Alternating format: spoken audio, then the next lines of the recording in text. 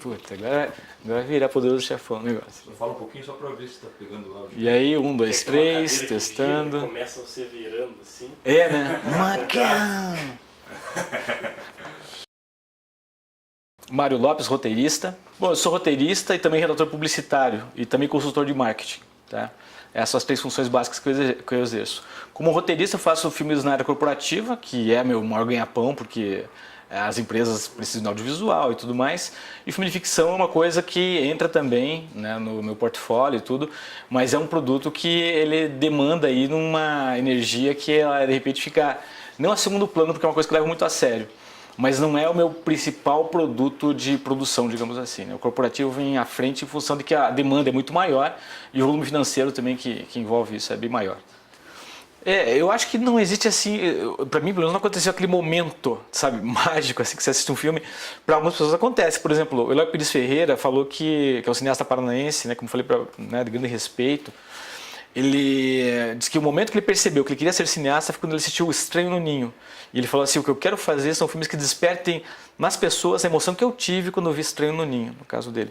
Eu acho que não tem um indicativo único e nem um momento único em que a tua vocação aparece e se cristaliza ali, sabe? Eu acho que realmente vai ser uma pesquisa, né? Até porque eu já tive, nossa, já queria ser piloto, queria ser oftalmologista, umas maluquices assim, entende? Então assim, surge assim aquela coisa, não, é isso que eu quero. Para todo mundo surge isso também, aquela ilusão daquele momento assim. Eu acho que o que resta, aquilo que sobrevive ao tempo, é aquilo que indica a tua vocação de verdade. Eu tenho facilidade para contar histórias, para escrever histórias. Isso sempre foi, né, desde pequeno. Então, o fato de eu escrever várias vezes histórias em quadrinhos, eu tinha vários cadernos de histórias em quadrinhos que eu fazia intuitivamente. Eu não tive nenhuma aula de HQ. Então isso já denotava assim, essa ânsia de criar histórias, entende? Mas assim, eu lembro quando eu era pequeno, a primeira vez que me perguntaram o que você quer ser quando crescer, né, eu estava na casa da minha tia, Lenir, uma tia muito querida, eu estava desenhando, e daí ela perguntou o que você quer ser quando crescer. Eu falei, olha, quero ser produtor de filmes. Eu não sabia o que era isso, né? Eu achava assim que alguém fazia aquilo, né? Se era um roteirista, um diretor, enfim, os atores, eu não tinha noção disso. Mas era fazer filmes, basicamente era isso. Vim para Curitiba com 16 anos, eu, né, meio perdido, assim, queria trabalhar nessa área, não sabia como encontrar um canal para isso. Eu fiz publicidade e propaganda, porque tinha dentro a disciplina de cinema. Na época não havia nenhum outro curso, não havia curso de cinema em Curitiba nem nada. Tanto é que minha família até hoje não sabe direito o que eu faço, né? Quando fala que trabalho em cinema, fica aquela coisa, pô, o que esse cara executa exatamente? Até alguns me chamam de jornalista, enfim, é confuso mesmo.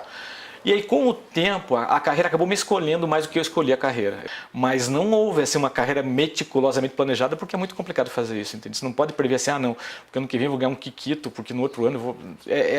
fica muito à mercê do imponderável, né? Mas é claro, se você faz um bom trabalho, se você tem dedicação, você estuda, então a tendência é que você cresça com isso, né? E se você tem talento, principalmente, porque eu acho que é um fator que é chave, né? E daí se conjugando com o ensino, com você se municiando de saberes para essa área, consumindo arte, consumindo conhecimento e cultura, aí a tendência é realmente ir adiante. Cinema é provavelmente a arte mais influente do mundo, né? Eu não diria que é mais importante, não é. O cinema é uma arte codependente, assim, é uma mistura de artes, a literatura com o teatro, com música, né? Não sobrevive independentemente, né? Mas ela é poderosíssima, extremamente influente, né? Se você for perceber o potencial que ela tem e o quanto ela vai ter de potencial a mais com a tecnologia, é uma coisa até assustadora, né? É uma coisa muito absurda. Agora, cinema para mim tem um outro aspecto aí, que é aquele cinema mais romântico, da sala de exibição. De você entrar lá e ter uma experiência cinematográfica, uma experiência, você vivenciar aquilo e sair talvez com a tua vida mudada lá de dentro. Eu algumas vezes entrei numa sala de exibição e saí com a minha vida mudada. Cinema então tem um outro patamar aí que eu acho que ele foge disso que a gente está falando agora, assim, dessa arte comercial, massificada, influente, mas existe assim um produto mais nobre e esse está muito escasso hoje em dia. Claro, né, eu acho que a premiação ela é importante aí, mas eu acho que tem outros fatores aí de realização pessoal que eles excedem isso, sabe? A premiação é meio que uma consagração para um grupo ali específico de críticos, não estou desdenhando, né? Mas eu acho que assim, há uma premiação principal que é do trabalho em si, você vê ele realizado e você perceber que nele tem a tua alma e a tua identidade. Tem muita gente muito talentosa que espera o momento certo é o agora. Então, o cinema brasileiro ele tem uma certa irregularidade, né? A história dele é muito interessante, uma história heróica, se você pegar o cinema novo, a influência que ele teve é incrível, mundial inclusive, Mas também você tem assim momentos do cinema brasileiro, tem apagões no cinema brasileiro, tem momentos que ele volta e tem alguma coisa bombástica como Cidade de Deus, aí de repente você percebe que vem para um vale e de repente cai numa seara só de comédia, muita comédia. Então assim, essa irregularidade ela torna a história do cinema brasileiro um pouco estranha, assim. Mas é uma história que vale a pena, né? A gente tem que ter um orgulho dela, um respeito por ela. O atual cenário é meio nebuloso, né? A gente não sabe o que vai acontecer, as políticas públicas são confusas. O cinema paranaense especificamente assim, também tem uma história de irregularidade, mas tem vários nomes bastante heróicos, né? Marco Jorge, que fez Estômago, que é um filme brilhante, né?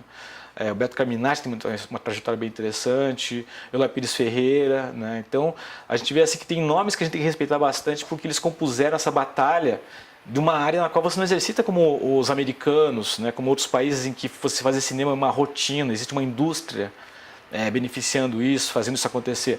O que a gente tem aqui assim são esforços hercúleos de gente que arregaça as mangas, vai para o front e tenta fazer um filme da maior forma possível, mas esbarra em dificuldades de produção de todo tipo, né? A gente tem que respeitar quem faz cinema no Brasil, sabe? É um exercício muito complicado, então só você ter um filme realizado, cara, já merece aplauso nesse país, entende? É muito complicado. Na verdade, não me tornei o que eu gostaria de ser, entende? Isso aí é um processo e espero um dia chegar lá, mas eu acho que não vou chegar lá porque vai ser sempre esse processo, entende?